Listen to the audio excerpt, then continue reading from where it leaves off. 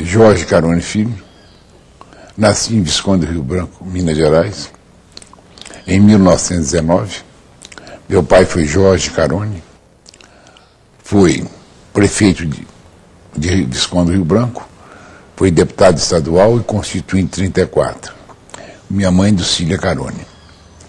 O meu sogro, Orlando Barbosa Flores, também foi deputado estadual, foi prefeito de Belo Horizonte e constituinte de 1934. Meu pai era prefeito em Visconde do Rio Branco. Ele lutou com muita dificuldade, porque a política antigamente era do crê ou morre, ele era do PR.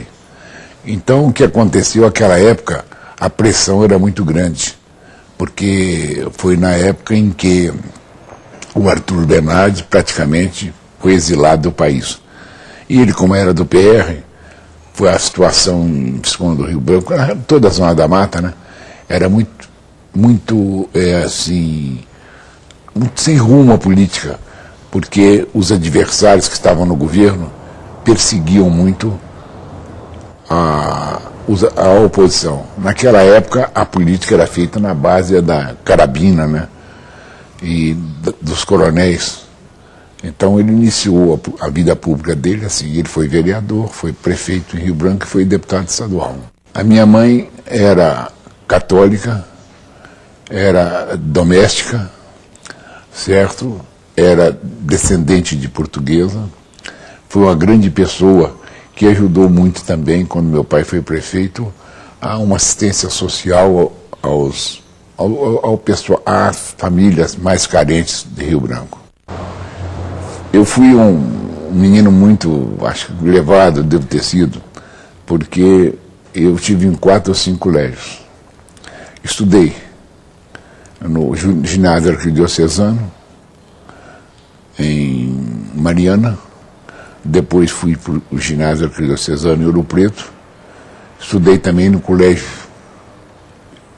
Rio Branco, certo? E no ginásio São José em Ubá. Fiz meu curso ginasial nesses 3 colégios. Não, eu sempre gostei muito de história, sempre gostei muito de geografia. E eu jogava futebol. Eu joguei no futebol no clube em Rio Branco Nacional, que é um grande clube. Joguei futebol, eu era goleiro. Nós tivemos grandes vitórias no campo ali da Boa Vista, em Rio Branco, porque ganhar do Nacional lá não era fácil. O time era muito bom. Eu depois fui para o Rio de Janeiro. No Rio de Janeiro eu fui goleiro do Botafogo Futebol Clube. Fui reserva do Aimorés. E quando o Botafogo foi fazer uma excursão em São Paulo, eu fui na época, e nós jogamos com o Palestra Itália, que hoje é o Palmeiras. Ganhamos do Palestra Itália de 1-0, ganhamos da Portuguesa também de 2-1 e ganhamos do Santos de 2-1.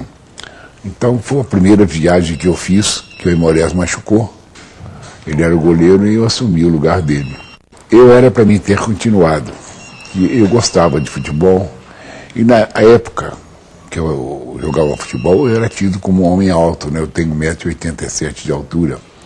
Mas é que o meu pai me chamou para Rio Branco, ele era prefeito, e eu fui nomeado tabelião do 3º ofício da comarca de Rio Branco.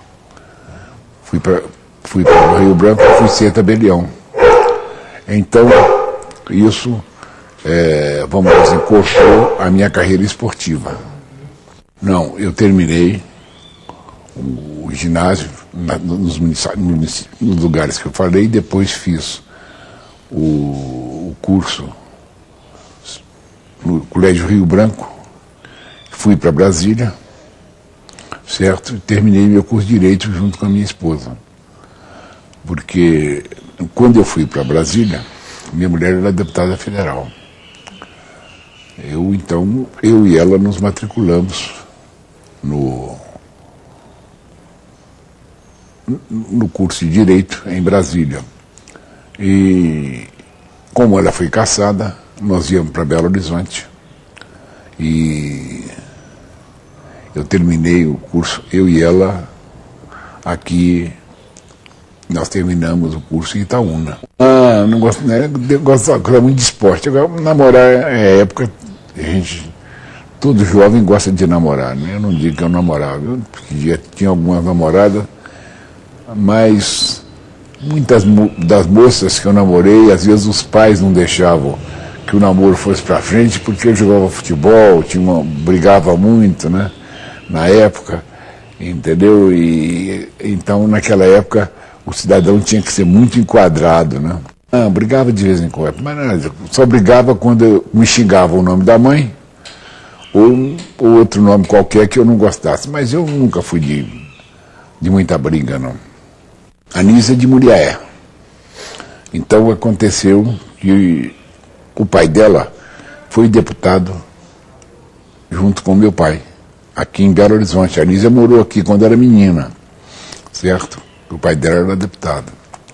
E meu pai lembrou que eu devia ficar conhecendo ela. E eu fui ao Rio de Janeiro, fiquei conhecendo a Anísia no dia 23 de dezembro, fiquei conhecendo. Depois procurei na fazenda, o pai dela tinha fazenda em Muriaé, e vivemos há 52 anos, graças a Deus, muito felizes, certo? E se eu tivesse que casar de novo, ainda casaria com ela mesmo. Ela não entrou primeiro. O que aconteceu é que eu era prefeito de Belo Horizonte. Então eu fui deposto numa madrugada pelos militares, porque eu não quis me submeter à Revolução. Eu não quis me submeter aos militares. Antes, eu tomei determinadas posições que me colocou assim muito em choque com os militares. Porque quando eu era prefeito, eles mandaram, logo depois da Revolução, eles mandaram me avisar, ou melhor, me avisaram, o Dióscoro Vale, que a Revolução não tinha nada contra mim, mas queria que eu substituísse os meus diretores, que hoje são secretários, né, que eles queriam indicar. E eu reuni os meus auxiliares na época e disse o seguinte: eu não vou concordar com isso. Eu sou prefeito eleito, quem manda sou eu. Eu não vou ficar aqui submetido a ID4. Eu não tenho nada contra a Revolução, mas eu não vou trocar meus diretores. O dia que eu sair da prefeitura, então vocês saem junto comigo. Então isso já ficou mais ou menos encravado na garganta dos militares. Porque o que aconteceu é que eu era amigo do Jango. O Jango me ajudou muito. O Jango fez muita obra para Belo Horizonte. E o que aconteceu é que o anel rodoviário, ali na Praça São Vicente, foi o Jango que liberou aqueles recursos. Com a ajuda do Tancredo, que eu procurei na época, o Jango, ele me arranjou recursos para construir várias canalizações, Professor Moraes, Outono, Andaluzia, Uruguai. E eu fiquei preso ao Jango, porque eu não pertencia ao partido Jango. O meu partido era o PR. Eu não pertencia ao partido do Jango. Mas como prefeito, duas coisas me fizeram com que eu ficasse, vamos dizer, tivesse meus direitos políticos suspensos e fosse cassado. Primeiro, que eu quis dar condição ao funcionário da prefeitura. Para receber ajuda para pagar o funcionalismo, eu me aproximei do Jango. E para resolver o problema d'água também, eu me aproximei do Jango. O presidente Jean Goulart me ajudou em várias canalizações aqui. E também com relação a uma posição política que eu fui obrigado a adotar. Porque eu não acreditava em revolução chefiada por banqueiro. E quem estava chefiando a revolução era o banqueiro Magalhães Pinto. Porque banqueiro, para mim, é o seguinte: ele sempre dá 9 pontos para ele e 1 para o povo. O negócio deles é agiotagem, é ganhar dinheiro. certo? Então, eu nunca acreditei, né, na revolução que foi chefiada, que é chefiada por banqueiro. Eu sempre tive uma política social baseada na justiça do trabalho, da indenização proporcional ao tempo de serviço, no salário mínimo, na estabilidade, na maior remuneração dos direitos do trabalhador, direito às férias. Eu, no fundo, eu sei que ele foi ditador, mas o Getúlio foi um grande amigo do trabalhador. Então eu defendia essa legislação social do Getúlio. E eu fiquei muito marcado, porque eu vim para Belo Horizonte, morando aqui em Belo Horizonte, 4 anos, pelo meu trabalho na Assembleia Legislativa, o Estádio, Minas Gerais, lei minha. Fui presidente do Conselho de Administração 2 anos. Quem conseguiu o convênio com a universidade fui eu que consegui na época, por intermédio do Clóvis Salgado e com a aprovação do Juscelino Kubitschek e com o apoio do presidente do meu partido, o Arthur Bernardes. Quer dizer, depois de eu ter conseguido aprovar o projeto, a Lei 1947, eu fui arranjar um primeiro recurso com o secretário da Fazenda na época, que era o Tancredo Neves. Liberou 100 milhões de reais. Agora, eu sempre digo que o estádio foi uma obra muito vitoriosa, porque a verdade é essa. Os conselheiros não recebiam nada. O presidente do conselho não recebia nada. Os engenheiros da universidade que acompanhavam a obra, o Eduardo Mendes Guimarães, que foi o autor do projeto, e todos eles eram de graça. O único que prestou um grande serviço, não resta dúvida, foi um homem que lutou pelo estádio, que é o Gil César Moreira de Abreu. Ele era da diretoria de esporte. Era o único elemento que recebia vencimento do estádio. Todos os outros, ninguém recebia nada. Quer dizer, era realmente uma turma, só os conselheiros eram 10 ou 12, que frequentavam, que compareciam e que não recebiam nada, e que o ideal era realmente ver o estádio concluído.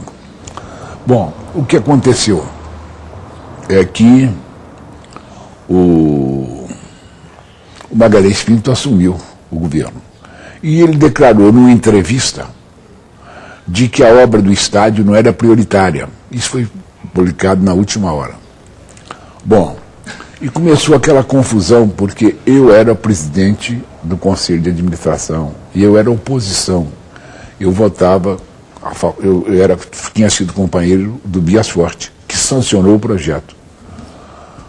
Então, ele começou a fazer um movimento de querer boicotar o estádio. Então, o que eu fiz? Eu fui para a Assembleia, falei que eu tinha certeza que o governador Magalhães Pinto tinha falado que enquanto eu estivesse na presidência do Conselho de Administração, que ele não prestigiaria a obra e não liberava recursos. Então, eu renunciei ao mandato de presidente, indiquei o Saulo Paulo Arges para conselheiro. O que aconteceu foi o seguinte: o Bias Forte sancionou, iniciou a obra. O Magalhães Pinto prosseguiu a obra, paralisou a obra 2 anos. Ela encareceu umas 6 ou 7 vezes mais.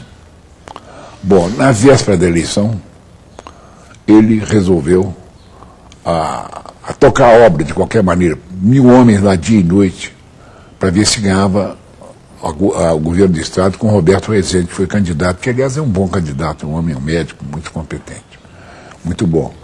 Mas perdeu para o Israel Pinheiro. E o Israel foi que pagou as dívidas todas. Então o que aconteceu foi o seguinte: o Bias sancionou,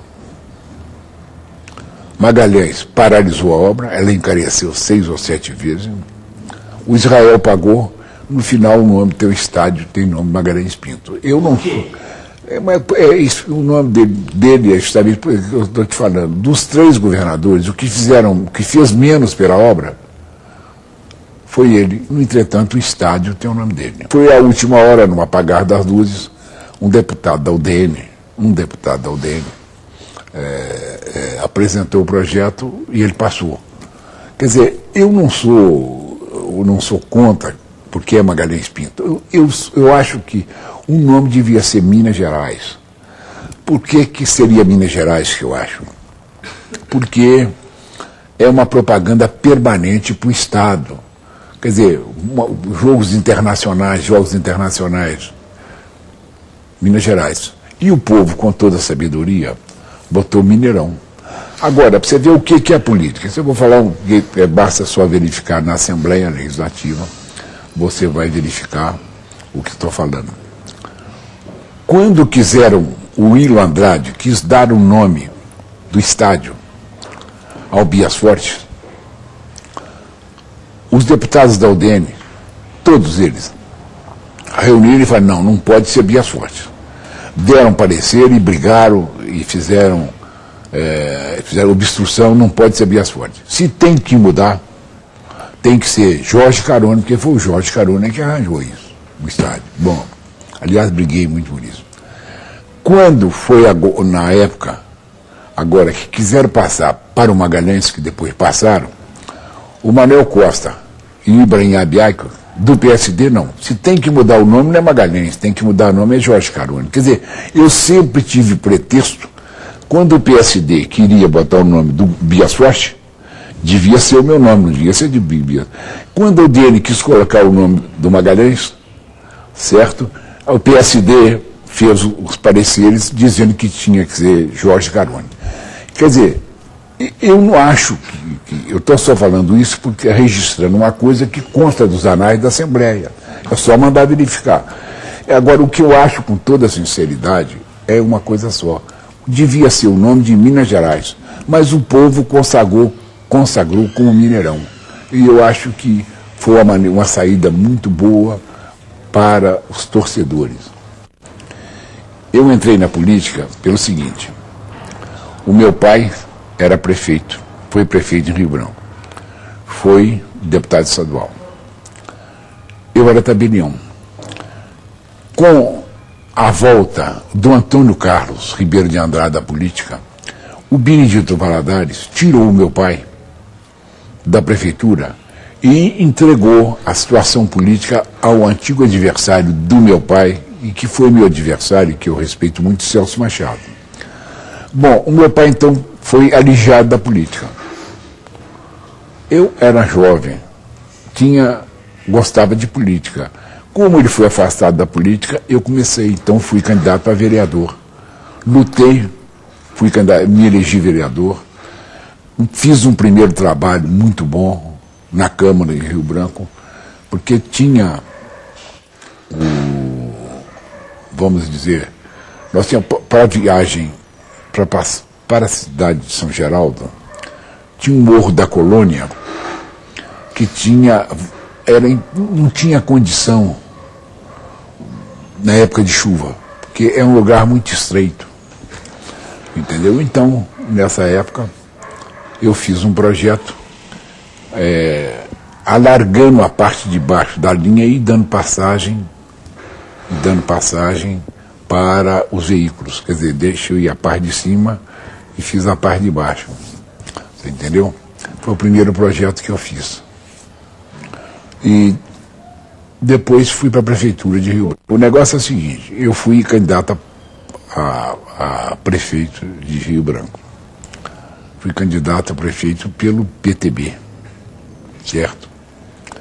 E ganhei as eleições por 1.009 votos. E houve determinadas obras em Rio Branco que eu prometi, que eu realizei. Uma das primeiras obras que eu fiz, quer dizer, eu sempre dizem que eu tenho criatividade e tenho imaginação.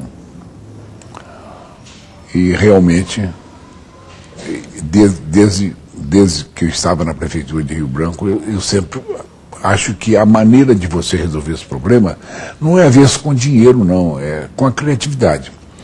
Então eu tomei posse de prefeito de Rio Branco e fui para a entrada da cidade, lá perto da usina.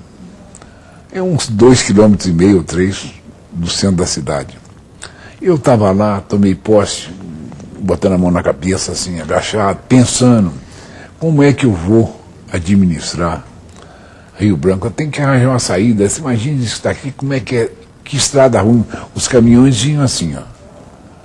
Então, a hora que eu estava assim, desse jeito, assim, olhando, pensando, um caminhão veio assim e estava escrito no para-choque do caminhão: pela entrada da cidade eu te conheço, ao prefeito. Poxa, eu olhei aquele negócio e falei, isso fica em cima de mim, eu estou aqui agora, acabei de ser eleito, como é que eu vou calçar isso? Então eu pensei, falei, eu vou conversar agora com o doutor Lambert, que era o diretor da usina Rio Branco. E depois conversei com o Mário Bouchardet, que era o diretor da usina Bouchardet. Fui lá e conversei com eles e prometi a eles de que ia fazer um depósito vinculado de R$1 por saco de açúcar. E com esses recursos eu ia comprar, ia calçar da usina à cidade. E o que fiz? Fiz o convênio com eles, eles me davam R$1 por saco, R$1 por saco de açúcar. Esse dinheiro era depositado, eu mandava para Leopoldina, certo? Leopoldina mandava para mim os paralelepípedos, eram transportados pela estrada de ferro Leopoldina, eu arranjava as requisições gratuitas. Então eu fui, recebi o dinheiro e mandava para lá. Então o que aconteceu? Eu acabei colocando quase 1 milhão de paralelepípedos em Rio Branco, trazido de Leopoldina, que eu trouxe de Leopoldina. Tinha a ponte da Água Limpa, a ponte da entrada da cidade, tinha a ponte do Carrapicho, tinha uma ponte do quilômetro 200, aquele de São Geraldo, tinha a ponte da Camelinha, em Tuitinga, e tinha a ponte da entrada da cidade de Iricema. Ao total eram as 8 pontes que tinham. Depois eu fiz uma também lá no bairro, perto do bairro do Cília Carone. Então eu venci as eleições em Rio Branco. Bom, pelo processo político, pelo acordo entre os partidos, PSD, vamos dizer, e PR, quem era majoritário tinha direito de indicar as autoridades, inclusive os delegados. Bom, então eu tinha o direito de indicar delegado de Rio Branco, subdelegado, de Iricema, de São Geraldo e de Paula Cândido. Peguei e vim e conversei com o Bias Forte. Falei, governador, o negócio aqui é o seguinte: tem o Celso Machado, que é do secretário-geral do PSD. Ele é culpado do senhor. Eu faço um negócio com o senhor. Aqueles delegados que o senhor, pelo acordo com o PR, tem que nomear para a minha região, eu troco ele em troca de 8 pontes. Vamos fazer isso? O Bias foi combinado. Falou comigo assim, você é tudo comigo. Eu falei, sou meu. E troquei as pontes pelos delegados e fiz as pontes todas em Rio Branco. E até hoje, graças a Deus, elas estão lá. Quando eu estava fazendo uma obra muito importante, também em Rio Branco, tem até o nome de Praça Jorge Carone, no calçamento, quando eu vim da usina, eu fiquei com um trator lá, 6 meses, um Caterpillar, rebaixei aquilo ali, que era um morro enorme, rebaixei, tinha crateras, aquele negócio, fiz uma canalização, tirei a terra dali e aterrei o jardim da cidade, que o jardim tinha um desnível de quase 1 metro e pouco, eu aterrei e nivelei o jardim. Então eu fiz essas obras todas, terminei, fiz 3 grupos rurais em Rio Branco, consegui recursos com o Clóvis Salgado na época. Fiz o ginásio, que hoje está lá, ginásio Rio Branco, também eu fui construir. Reformei os grupos escolares da cidade. Então dizem que até hoje eu ainda sou considerado na minha cidade como um dos prefeitos que mais trabalhou pela cidade. Até hoje eles acham isso. Tanto é que eu não vou muito a Rio Branco, sempre quando eu vou disputo alguma eleição, sempre tem perto de 1000 votos lá, de pessoas amigas, e sem influência nenhuma política, de gente que é minha amiga, porque em Rio Branco eu iniciei praticamente tudo que eu vim depois fazer aqui em Belo Horizonte. Eu, antes de assumir a prefeitura, eu fiz o bairro São Jorge. Botei água, luz, meio-fio, fiz uma ponte. Construí, ganhei dinheiro nesse loteamento. Bom, dei alguns lotes no bairro São Jorge. Mas eu comprei uma área entre as 2 usinas, que deu mais ou menos 300 lotes planos. Botei água e luz. E na campanha eleitoral, eu prometi, se fosse eleito, resolveria o problema de habitação. E peguei esses lotes que eram meus e da minha mulher. Lotes nossos, não é de prefeitura. Lote nosso. Eu doei para o operário da prefeitura, para o operário da usina, das duas usinas fazer a casa própria. Hoje é uma cidade. Tá bom. Quando eu vim ser prefeito, candidato a prefeito aqui, falei que eu queria ser candidato a prefeito. E ganhei na convenção do PR. Falei, eu quero ser candidato. Ganhei na convenção. Você disputou com quem? Não, eu disputei na época com o Nilton Veloso. Na convenção? Não, convenção não. Convenção do PR eu fui candidato sozinho. Agora, da prefeitura eu disputei com o Nilton Veloso, disputei com o Tibau, com o Rios Neto, com o Zé Raimundo, que era do PTB, com o Zé Maria Rabelo, certo? Com o Rios Neto.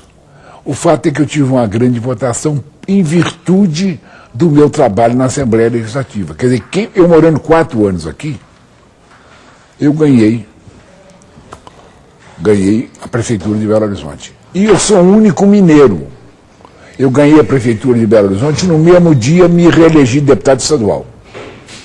Fui eleito pela minha região deputado estadual e eleito prefeito de Belo Horizonte. Ganhei, nunca ninguém fez isso. O único cidadão que já fez isso foi só o nosso amigo Getúlio Vargas, que se elegeu em 10 estados, aí deputado federal, e alguns estados senador. Eu me reelegi deputado e prefeito de Belo Horizonte, no mesmo dia. Daí eu renunciei o mandato de deputado, o Cícero Dumont, que era do PR, entrou. E eu fui para a Prefeitura de Belo Horizonte. Então, quando eu cheguei na Prefeitura de Belo Horizonte, deixa eu te explicar o que aconteceu.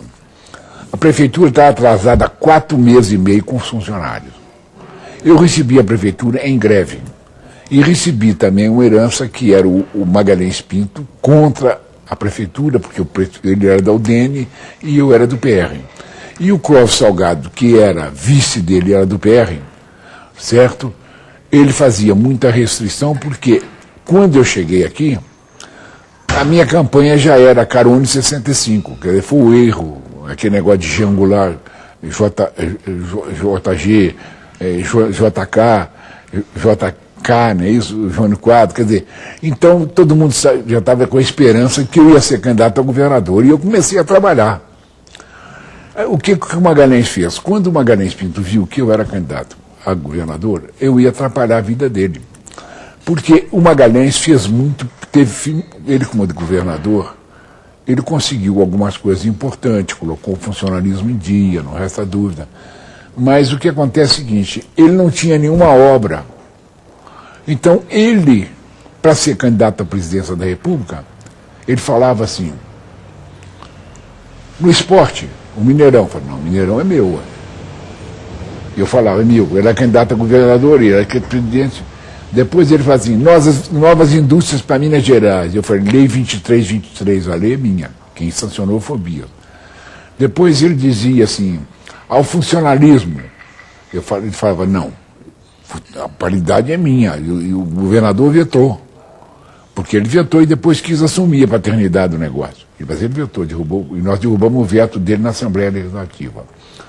Depois ele falou no minério, Metamig, foi realmente a Metamig, ele sancionou, mas a lei é minha. Ele falava Telemig, Fundo de Expansão do Serviço Telefônico, foi a Fundo de Expansão do Serviço Telefônico que deu condições de resolver o problema de telefone em Belo Horizonte e no interior. Porque por isso é que eu tenho muito medo dessas empresas estrangeiras que estão aí. Porque quando eu assumi a prefeitura de Belo Horizonte, tinha a canadense, telefone canadense. E ela só tinha 12 mil telefones. Eu, como prefeito, aprovei o primeiro plano de expansão, que é a participação do usuário. Bom, aprovei o plano de 30 mil telefones e foi aprovado o plano de 30 mil telefones. Quer dizer, então, o problema meu com Magalhães era esse. Eu reivindicava as obras minhas, o pronto-socorro. Tanto é que na hora da sanção do projeto do pronto-socorro, que o Paulo Pinheiro Chagas, o secretário Paulo Pinheiro Chagas, teve um grande papel, e ele ajudou demais. Ele talvez seja 50% ou 50% do pronto-socorro João 23, na hora de sancionar o projeto, ficou aquele, como é que vai chamar o pronto-socorro? E eu fiquei com medo, naquela altura, de botar o nome de alguma mulher aí, de político, esse negócio todo. Então eu falei, não, João 23, então eu botei o nome de João 23, quem colocou fui eu. Na hora da sanção, eles falaram João 23, aí eu fiquei assim, acaba o Magalhães botando o nome da mulher dele e o outro político, então eu vou botar a homenagem a João 23, que está aí até hoje. Mas foi na hora da sanção é que e todo mundo aceitou o nome. Bom, então o que aconteceu? Eu fui candidato a prefeito em Belo Horizonte. Peguei uma caminhonete com o Odilon Vieira, com o Gastão Franco e o Edson, que era meu motorista. Eu devo ter rodado uns 80 mil quilômetros em 6 meses. 80 mil quilômetros no mínimo, 6 meses. Era 10, 12, 15 visitas todo dia. Sábado, domingo, 8, 10 comícios. Nós rodamos Belo Horizonte inteiro. Bom, nessa minha caminhada para a Prefeitura de Belo Horizonte, eu assumi determinados compromissos. E eu sempre adotei em política, desde Rio Branco. Se eu te prometo uma coisa, eu escrevo o que eu vou fazer. O que você me pediu e assino meu nome. Eu nunca falei com ninguém na minha vida pública, eu nunca falei assim, eu vou fazer para você. Se eu falar que eu vou fazer, eu já fiz. Eu nunca falei que vou prometer uma coisa, não prometo. Eu posso fazer, eu posso. Não posso fazer, não faço. Eu saí distribuindo esses boletins e escrevia embaixo o meu compromisso com o eleitor. Então, o pedido que eles faziam era o seguinte, por exemplo, extensão de rede de água da rua tal à rua tal, que antigamente a prefeitura é que resolvia o problema de água. Extensão de rede de esgoto. Depois, um lugar no Imarco para o filho estudar, fulano de tal. Um lugar no colégio municipal para estudar. Vamos dizer assim, uma ajuda em telhas, porque a casa do cidadão estava destelhado, tinha tido algum temporal. Um muro de arrimo. Quer dizer, então o que aconteceu é o seguinte, uma outra coisa que eu coloquei e cumpri, um lote casa própria, porque eu sabia onde tirar. Bom, o que eu fiz? Eu tornei de utilidade pública 10 mil lotes do Luciano. Toda a área que o Luciano dizia que era dele e que não era, certo? Plantada em eucalipto. Que ele fazia uma coisa. Ele aprovava um projeto na prefeitura, depois plantava eucalipto. Plantava eucalipto, o cidadão, quer dizer, a água chegava no terreno dele, tinha que contornar. O esgoto tinha que contornar. O veículo, o ônibus, tinha que contornar. Então, o que eu fiz? Fiz um decreto de desapropriação desses 10 mil lotes. Para mim conseguir fazer o levantamento dessa área, depois que a prefeitura fechou num sábado, na sexta-feira, às 6 horas, eu mandei abrir todos os arquivos, porque ele controlava os arquivos da prefeitura. Então eu mandei arrombar os arquivos, estava tudo fechado, porque tinha um grupo de funcionários que dominava aquilo lá. O que aconteceu? Tirei via relação e tornei de utilidade pública esses 10 mil lotes. Então o que aconteceu foi o seguinte, é que eu fiz essa promessa, que eu acabei de dizer a vocês agora, e fiz na televisão um anúncio na televisão, já tinha televisão, estava começando na rádio, jornais, que quem tivesse compromisso meu por escrito, que fosse na prefeitura, porque eu ia cumprir. Porque eu ia cumprir o compromisso. Bom, durante uns 8 dias, mais ou menos, foi uma média de 200, 300 pessoas lá. Na ocasião, os meus auxiliares que trabalhavam comigo, e diretores, pegavam o papel, fulano tal, isso aqui acompanha, fulano tal, acompanha. E fui durante 6 ou 7 dias, distribuindo aqueles meus compromissos e entregando aos meus amigos, inclusive a Humberto Reis, que era meu chefe de gabinete. Então, e outra coisa, eu vou até falar também, o Nilton Cardoso, que era também oficial de gabinete meu, hoje é governador aí, já foi, o Nilton, e o Raimundo Tinti, eu vou botar o nome dele. Então, todos esses ficaram encarregados, porque eu encarregava o cidadão de acompanhar aquilo.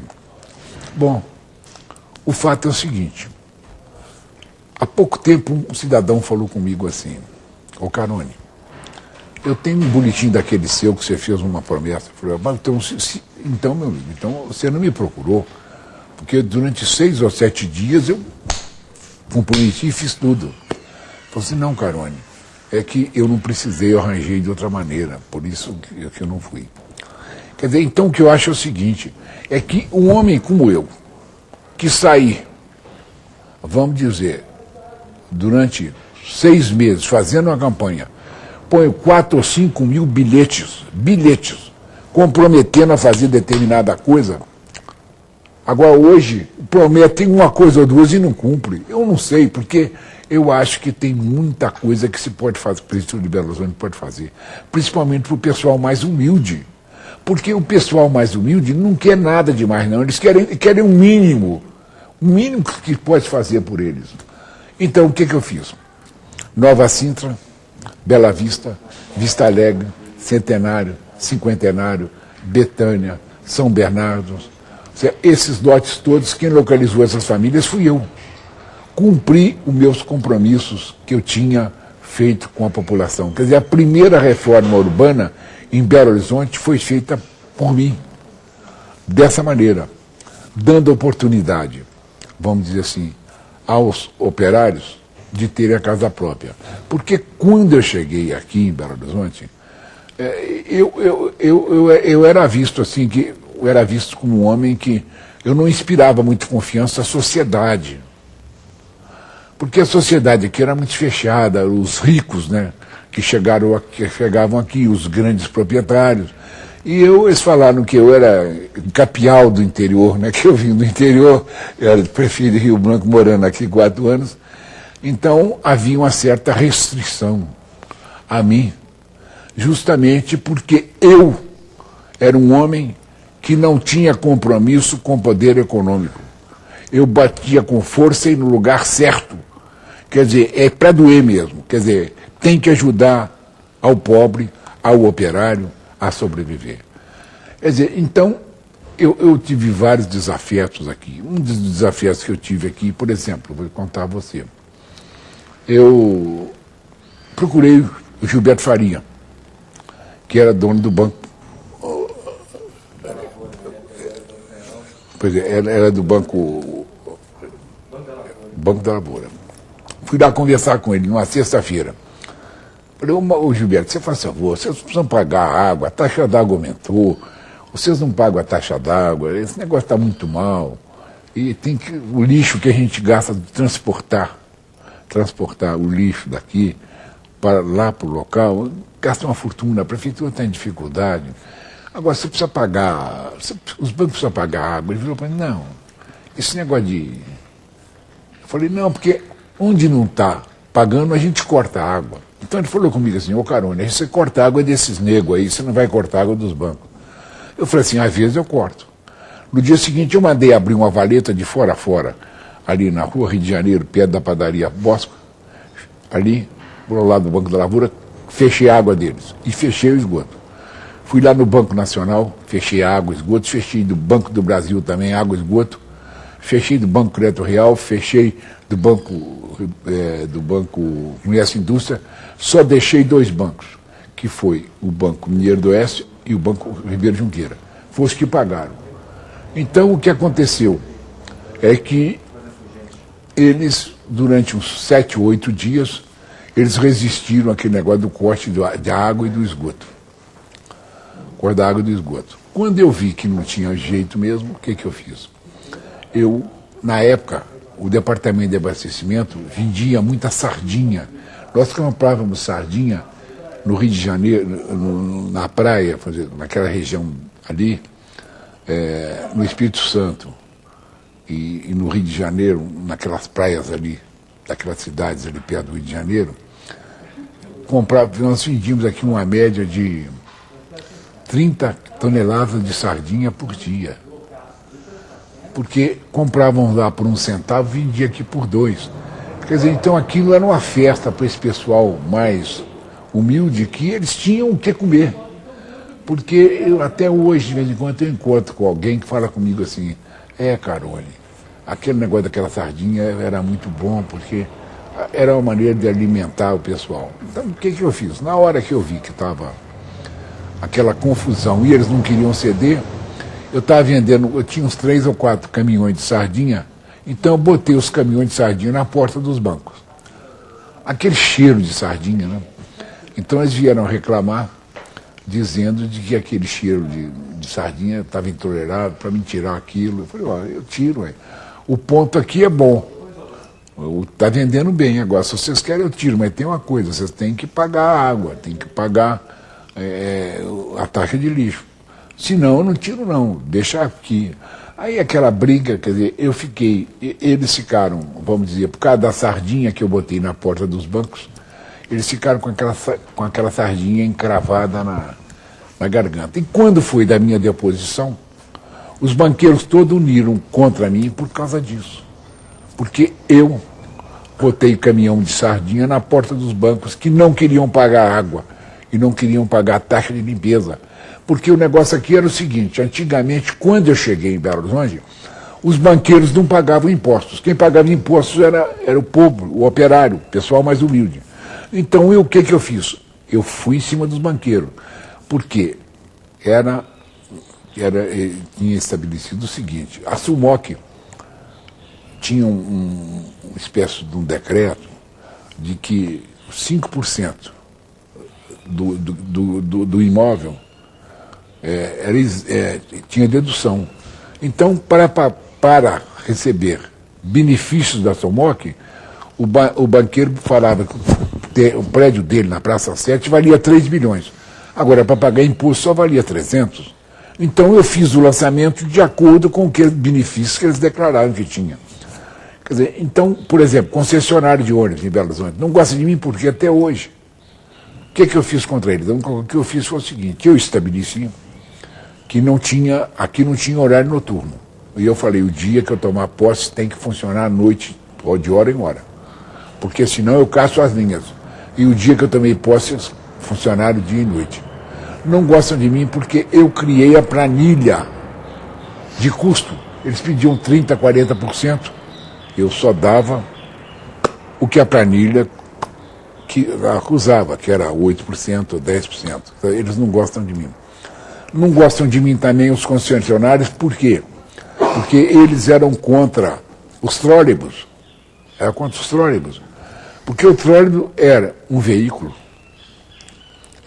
vamos dizer assim, que não tinha poluição, carregava muita gente e que fazia concorrência a eles, e estava sempre nas avenidas. A prefeitura tinha, o DBO tinha 35 trólebus e eu comprei mais 10 trólebus, 45 trólebus. Me tiraram da prefeitura. O que o Oswaldo Pierosetti, que era o preposto da Revolução, fez? Vendeu os trólebus para Recife. E eles estão até hoje lá funcionando. Quer dizer, os concessionários cansaram de me oferecer vantagens para acabar com o trólebus. Certo?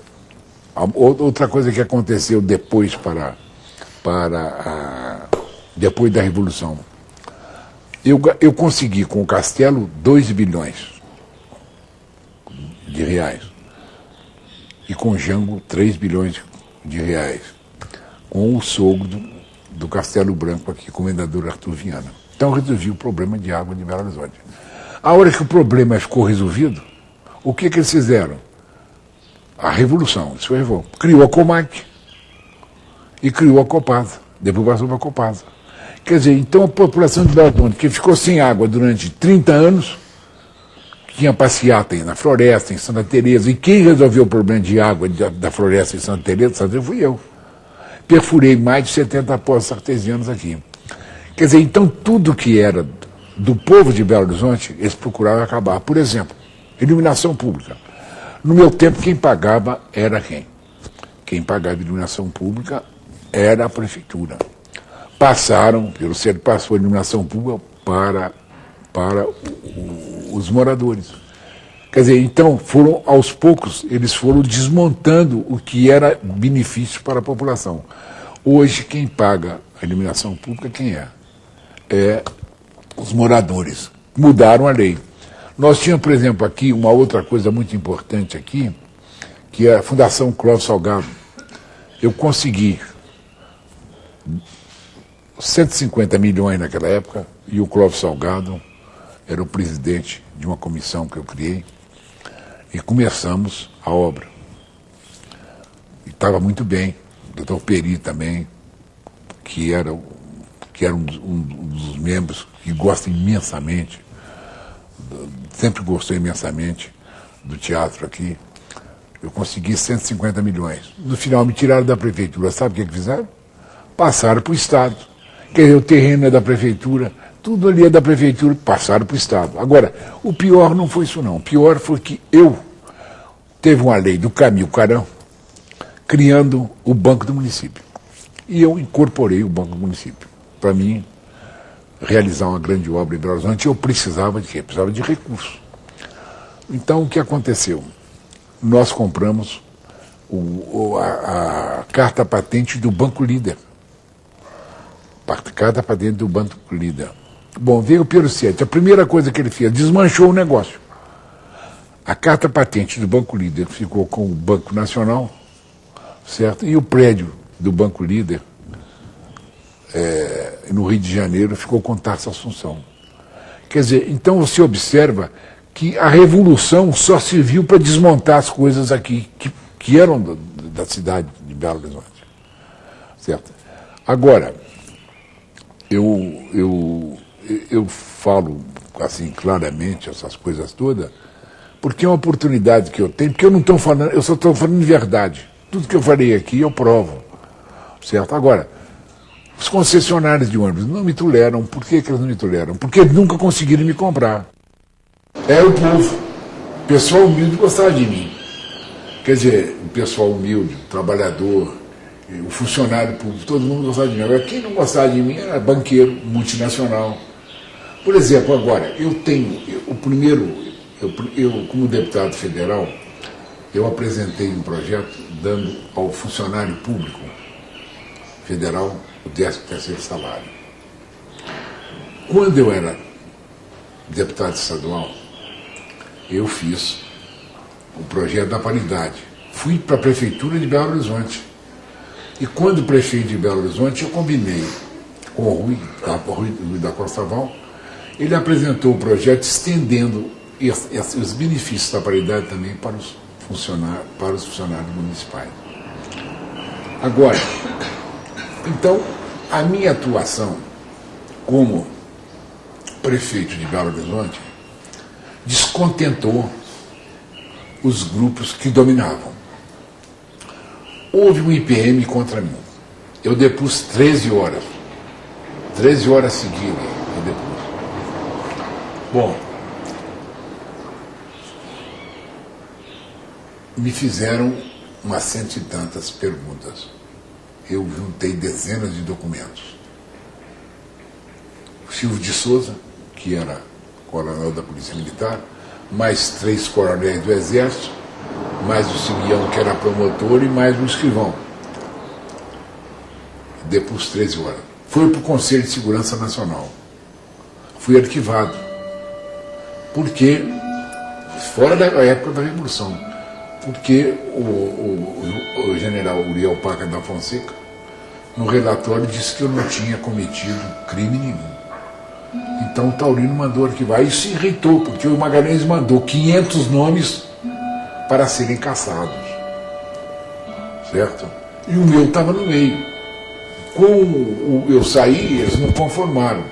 E pegaram uma oportunidade e fizeram uma madrugada, me tiraram da prefeitura de Belo Horizonte, o governo do Estado, Magalhães, com o Dióscoro Vale, da ID4, com o secretário da Segurança, também, e o comandante da Polícia Militar, Zé Geraldo. Ah, lógico que compram. Lógico que eles compram. Lógico, não dava perguntar se eles compram. Lógico que compram. A caixinha deles não é caixinha, não é caixão grande. Né? Lógico que compram. A primeira obra que eu fiz em Belo Horizonte foi o rebaixamento da Rua Mauá.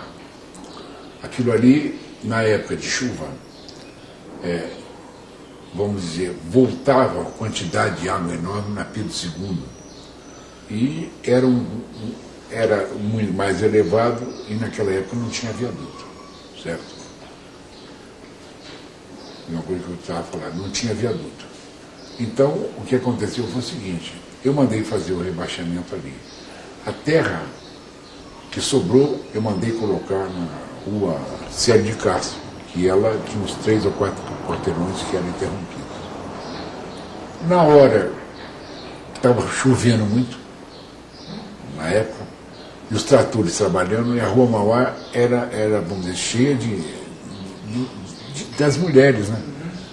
Ninguém fala que é vida fácil, não acho que é vida fácil, mas outros falam que é meretriz, mas também eu não quero dizer. Eu sei que era cheio dessas mulheres ali que tinham grande dificuldade. Então, eu comecei a tirar a terra. E a terra entupiu. A terra entupiu as casas das mulheres. Então, elas fizeram um movimento, pediram o meu comparecimento lá. Devia ter mais ou menos umas 70, 80 mulheres na época, e eu fui lá conversar com elas. Então elas falaram assim, Caruso, você vai me desculpar, mas aqui o negócio, o senhor entupiu isso aqui de terra. Quer dizer, não tem jeito, não vem mais homem aqui, nós vamos morrer de fome. Como é que nós vamos viver? Eu falei, Aí eu pensei, e falei, não, vou dar uma solução para vocês. Amanhã eu venho cá. Aí eu fui lá com o meu secretário da Fazenda, elas ficaram em fila. E eu estudei dar um salário mínimo a cada uma por 30 dias. 30 dias, depois eu não tenho mais nada com isso, mas eu vou pagar a vocês, indenizar 30 dias a vocês com o salário. Bom, então começou aquela fila. Mulher vinha, assinava, o secretário da Fazenda pagava, era dinheiro na mão ali, fazendo aquele negócio. Depois chegou uma baixinha, uma pequenininha, coitada, já meio assim, velha, falou comigo assim, Carolina, aí eu perguntei, a senhora quanto ganha? Ela falou, eu ganho menos. Eu falei assim, mas paga a mesma coisa a ela, e paguei ela a mesma coisa. O fato é que foi um escândalo muito grande, eu indenizar na época, parece que eu indenizei e mexi, mas eu tinha que fazer, era um problema social, eu não podia deixar de 100 e tantas mulheres ali, com terra em cima da casa delas, sem dar uma solução para ela. E eu procurei dar essas soluções. Não, a cassação da Anísia foi o seguinte, deixa eu primeiro te explicar um negócio aqui, depois eu vou na cassação dela. Quando eu estava na prefeitura, candidato, eu botei assim, carona na prefeitura, poste fora do meio da rua. Bom, os postes eram todos no meio da rua, era um inferno, até saiu há pouco tempo uma chave, e o que acontecia? Acidentes e outras coisas. E o que eu fiz? Eu ia conversar com o pessoal da Telefônica, tem que pagar tanto. Da Força Luz no Maranhão tem que pagar tanto. Então o que eu resolvia fazer? Eu resolvi tirar os postes de uma maneira até sugênita. Eu dava uma gratificação ao funcionário da limpeza pública à noite, eles davam uma macharré e entortavam o poste, certo? Eu entortava aí uns 20 postes por noite. Quando eles iam querer colocar no segunda-feira no lugar, eu disse, não, tem que colocar no passeio. E eu pagava para os funcionários um meio salário, uma gratificação, e dava uma comida a eles, lá, no Ângelo, à noite, uma refeição a eles lá. E eu consegui tirar os postes de Belo Horizonte assim. Porque se eu fosse esperar tirar os postes de Belo Horizonte de outra maneira, nem a Força Luz concordava, nem a Telemic que queriam, a Telemic não, a Telefônica que queria que fosse indenizado. Agora, o problema do negócio da Anísia foi o seguinte, por aqui eu quero que você veja o seguinte, ela foi cassada 4 dias antes da eleição e teve uma grande votação no interior e uma grande votação em Belo Horizonte. E ela pediu à presidência da República, subsecretaria da Inteligência, aí o SNI, para dar os motivos por que ela foi cassada. E esse documento veio, por que ela foi cassada. Então eu quero ler aqui mais ou menos. Nízia Coimbra Flores Carone, deputada federal pelo MDB, seção de Minas Gerais, consoante dispunha no artigo 4 do Adicional, número 5, de 3 de dezembro de 68, em face das atividades desenvolvidas pela mesma. Nessa exposição de motivo, foram destacadas as seguintes atividades. Nízia Carone, deputada federal pelo PMDB, esposa de Jorge Carone Filho, deputado estadual, que teve seus direitos políticos suspensos, obteve votação para ser eleita na área eleitoral do seu marido, contrário ao espírito da Revolução de 64. A defensora da anistia, defensora da Anistia Geral, subscreveu o documento apoiando a ação de D. Helder Câmara no Nordeste em 67.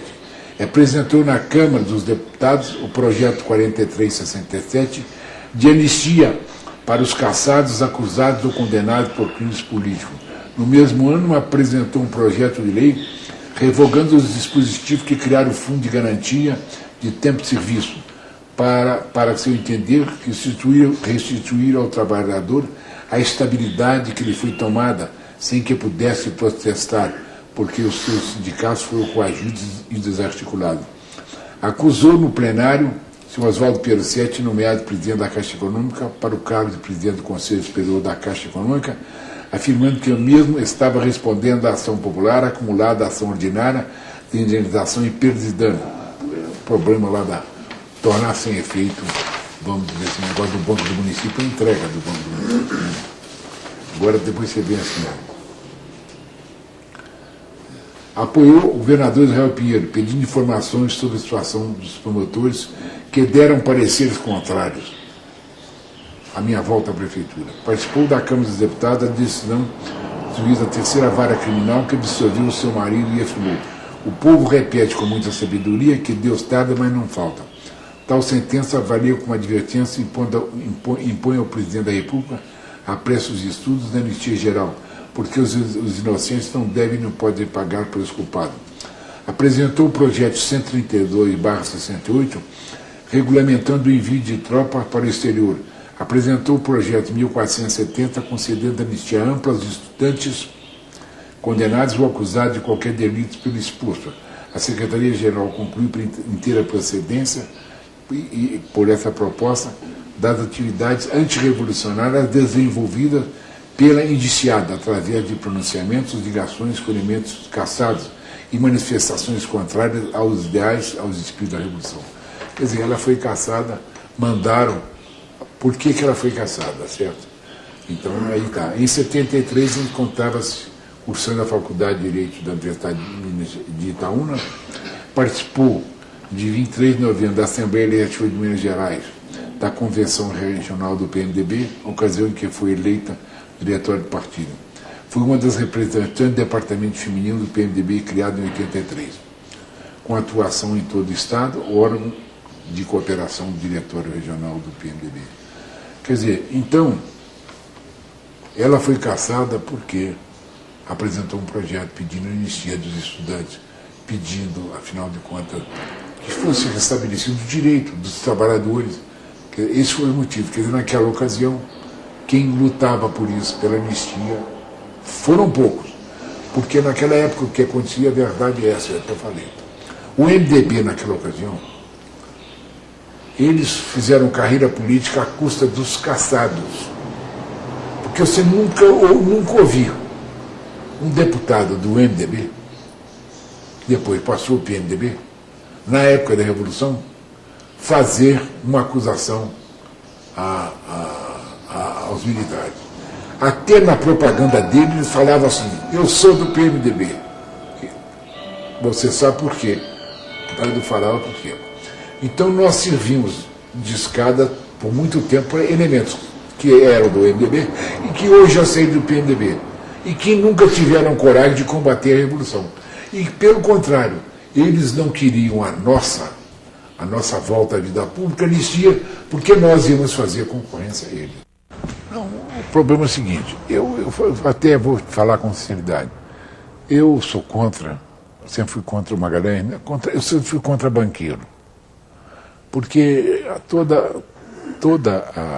a vida, a maioria dos banqueiros, eu só conheci um muito bom, o Joãozinho do Banco Mineiro do Oeste, não sei se você lembra, que tomaram o banco dele. Era realmente um banqueiro muito preocupado com os problemas sociais.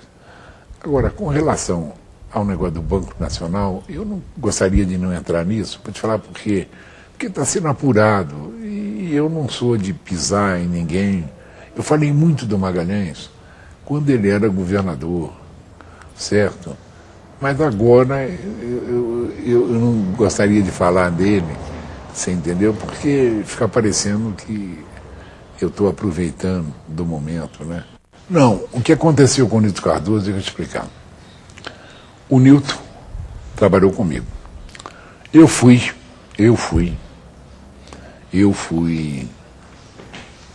fazer uma campanha para ajudar ele, ali na divisa de Contagem com Belo Horizonte, à noite. Bom, e ele perdeu a eleição. Aí eu falei com o Nilton Cardoso assim, ô Nilton, o seu negócio é outro. Você tem que ser candidato a prefeito de Contagem, porque em Contagem, o pessoal de Contagem gosta de político grande, alto. Você não viu o Chicão? Então você tem que ser. Você vai perder a primeira vez, mas vai ganhar a segunda. E depois você vai ser governador do estado. Eu falei isso com ele. Bom, a primeira vez eu ajudei o Nilton, ele perdeu a eleição. Na segunda vez, o Nilton Cardoso bateu o telefone para mim e falou assim, ô Carona, eu estou em dificuldade, eu não tenho dinheiro para pagar a condução no dia das eleições. Não tem dinheiro para pagar o transporte. Você arranja para mim? Perfeitamente. Vou tentar arranjar. Procurei o Jorge Holanda, que era dono de uma empresa aí, que era muito meu amigo, e pedi o Jorge Holanda para arranjar dinheiro para o Nilton fazer a campanha. Então, naquela época, era mais ou menos 50 milhões. O Jorge Holanda me deu. E eu levei esse dinheiro e entreguei ao Nilton Cardoso. Falei que esse dinheiro é para você fazer a sua campanha. Para prefeito. Bom, ele se elegeu. Não me fez favor nenhum. Só me nomeou o meu filho Antônio Carlos, lá para o turismo. Mesmo assim, 2 ou 3 meses depois, ele chegou perto de mim e falou, meu caro, você vai me desculpar, os vereadores de Contagem estão contra a nomeação do seu filho. Eu falei, tá certo. Então, ele pegou, tirou o Antônio Carlos. Agora, com relação ao Nilton Cardoso, eu tinha 4 vacas e um touro que chamava IPM. Eu tinha uma vaca chamada Fardada, outra corrupta, subversiva e redentora. E tinha um touro chamado IPM. Bom, a Fardada, eu levei ela para se disputar o concurso leiteiro em Contagem. Bom, ela ganhou o primeiro lugar, campeã leiteira. E tinha um prêmio de que a vaca que ganhasse 2 anos seguidos, ela teria um balde de ouro. Bom, no ano seguinte eu levei a vaca outra vez. Aí o Chicão me pediu, o pessoal, não põe Fardada e não, porque esse coronel vem aí, esse pessoal do Exército, eles vão achar ruim botar o nome de Fardada. Eu falei, tá bom, eu vou arranjar um nome. Porque a vaca não é ruim de serviço, não. Ainda mexia assim. Se os militares fossem tão bons de serviço como a vaca Fardada, que é campeã leiteira, elas estavam bem. Ainda brinquei assim. Aí, como eles me pediram, eu registrei como Fardada e coloquei na tabuleta Diamantina, em homenagem ao Juscelino, que foi caçado, e em homenagem ao general Mourão, que disse que em política ele era uma vaca fardada. A vaca ganhou a segunda vez. Na hora da entrega dos prêmios, o Manuel Camargo, que era presidente da associação lá, fazendo um discurso lá no meio do palanque, esse negócio todo. O ano passado ganhou uma vaca, esse ano ganhou outra. Eu falei alto lá. O ano passado ganhou a Fardada, esse ano ganhou a Fardada também. A Fardada ganhou esse ano também. Ela está registrada na tabuleta como Diamantina, mas o registro aqui, ó, é Fardada. E já me caçaram, caçar é a minha mulher. Agora o prêmio da minha vaca ninguém toma. Tomei o balde de ouro da mão deles e disse, E falei na hora lá, não, mudaram, é fardada, mas mudaram porque os militares estavam com medo dos militares aqui que mandaram mudar o nome. Eu mudei então para Diamantina. Bom, então eu estava precisando de dinheiro, eu vendia a fardada, a corrupta, a subversiva e redentora para o Nilton Cardoso, certo? E o Nilton fez um compromisso comigo, que a hora que a fardada tivesse a cria, que a bezerra era minha. O que aconteceu?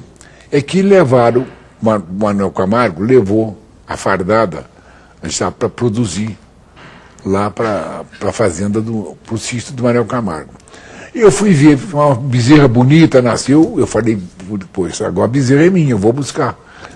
O que o Nilton Cardoso fez? Carregou a vaca e carregou a bezerra para a fazenda dele aí em Pará de Minas. Aí eu fui lá buscar a bezerra. Aí me entregaram uma bezerra, que eu botei o nome de Prainha. Mas eu, em conversa agora com o Manuel Camargo, quando eu vim de Carajás, no Pará, no avião, eu disse, olha, eu troquei a bezerra. A culpa não foi minha, não, hein? A culpa foi do Nilton Cardoso. Quer dizer, o Nilton, além de me comprar a vaca barata, ainda trocou a bezerra. Vamos dizer, o idoso entraria, uma pessoa do interior, não entende aquilo ali, aquela confusão que tem ali. Agora, o que eu acho, a minha primeira medida que eu agora, eu não sei quem eu colocaria, mas eu acho que um homem que eu aproveitaria com toda a sinceridade, o Leonel Brizola, certo? Eu aproveitaria o Leonel Brizola. E um outro homem que eu aproveitaria também era o Lula, porque eu vou te falar uma coisa, eu não estou falando isso para agradar, mas eu acho que se o Lula for eleito amanhã presidente e trair o povo, só dando tiro, porque não tem outro jeito, não tem mais esperança. O povo vota e está sempre enganado. Quer dizer, então eu acho que dois elementos eu escolheria. Certo? Seria o Brizola, eu escolheria o Brizola e escolheria o Lula também. Porque eu acho que o Lula não é possível que ele esteja enganando o povo com essa mensagem dele aí a vida inteira. Você tem fé? Ah, tenho, acredito em Deus, eu sou católico, tudo que eu peço dá certo, graças a Deus. A minha escola política foi a minha religião. A minha religião sempre foi essa, é atender, olhar mais a classe mais humilde, certo? Os mandamentos de Cristo, né? Eu acho que, sem pensar em religião, mas a minha política sempre foi essa, olhar os mais necessitados, lutar pelos que não têm nada, pelos que estão aí completamente abandonados, e abandonados por incompetência. Porque como é que um país que tem 8 milhões e 500 mil quilômetros quadrados, como é o nosso, vão brigar e morrer ainda por causa de terra? Tem terra para todo mundo aqui, gente. Agora, o que o governo precisa fazer é o seguinte, o governo gastou no PROER mais de 30 bilhões com banco falidos. Por que não gasta 2, 3, 4 bilhões para fazer assentamento, para a produção? Porque eu não entendo esse país, com sinceridade. Eu sempre passei alguns fax para o Fernando Henrique Cardoso, já passei fax para o Itamar, certo? Eu não entendo, porque não existe nada que tenha resposta mais imediata do que a agricultura e a pecuária. Que em 6 meses, certo, nós temos condições de produção. Eu vi agora, há pouco tempo, estava ouvindo um jornal dizendo aí que o grande problema nosso vamos dizer assim, a exportação. Mas um país com essa área, nós tínhamos que ser o maior celeiro do mundo em alimentos. Porque a tecnologia para alimento é muito pouca. Então eu acho que o que o governo devia fazer era prestigiar o agricultor, dar condições ao agricultor, subsidiar o agricultor, que o americano faz isso. O americano faz isso, fala que não, mas ele faz, subsidia a agricultura, a pecuária. Tinha que ajudar esse pessoal. Agora, botar os que querem só levar, receber o dinheiro e comprar automóvel, isso tirar fora. Mas os que querem produzir mesmo, devia ajudar. Eu acho que o país tem condições de reabilitar. Infelizmente, antes do governo do Fernando Henrique Cardoso, o Brasil era um país rico e o povo pobre. Hoje o país está pobre e o povo paupérrimo. Então eu acho que tem muita. Eu acho que o Fernando Henrique teve pontos positivos. Eu não jogo pedra nele, não. Eu reconheço que houve um período aí em que o trabalhador, eu sempre acompanhei a vida do trabalhador.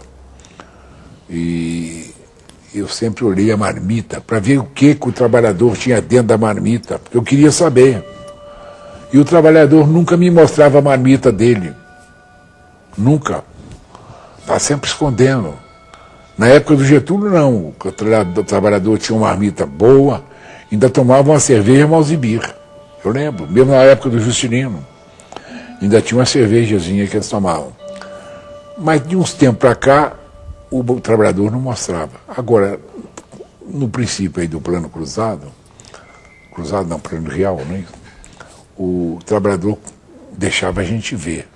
Eu lembro que há pouco tempo, uns 2 anos atrás, eu fui num local aí, tinha uns trabalhadores comendo, eu olhei, tinha um pedaço de frango muito bom, grande, arroz, feijão, certo? Tinha uma carne, e eles deixavam a gente ver o prato deles, né? A marmita. Eu vim para minha casa e a mesma comida que estava na marmita dele, eu cheguei em casa e comi, igual. Então, eles estavam realmente levando uma vida melhor. Mas eu acho que agora o negócio piorou um bocadinho, porque com essa miséria de salário de R$151, ninguém pode sobreviver. E essa política do governo em querer acabar com o aposentado, de não dar condições ao aposentado, não querer reconhecer o direito adquirido. E o problema da saúde, que por mais que o Serra, vamos dizer, luta por ele, está sempre a desejar. Eu acho que como eu falei com você, esse país tem muitas condições. E não é dizer combater corrupção, mordomia, não. O negócio não é acabar com os que têm, é dar aos que não têm. Isso que o governo tem que fazer, porque o negócio de tirar dos outros para dar não adianta. Tem que produzir. E a maneira de produzir é plantar, certo? É ter irrigação, é ter projetos próprios. Eu sempre falo que é uma vergonha esse país não ter produzido 100 milhões de toneladas, ainda importar trigo com as terras que nós temos, importar milho, é um absurdo. Falta de quê? De produção, falta de trabalho, infelizmente, falta de governo.